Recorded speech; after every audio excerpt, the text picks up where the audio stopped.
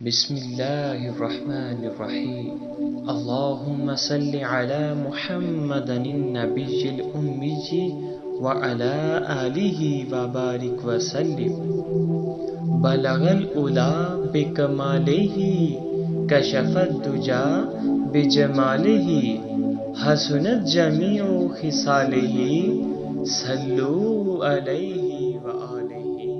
رمضان کے ایک روزہ کی اہمیت۔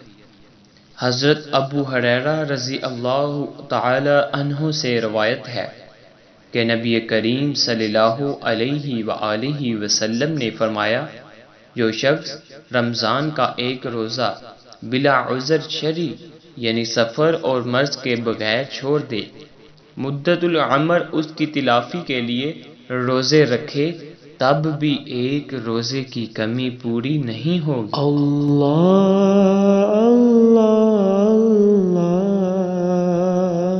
اللہ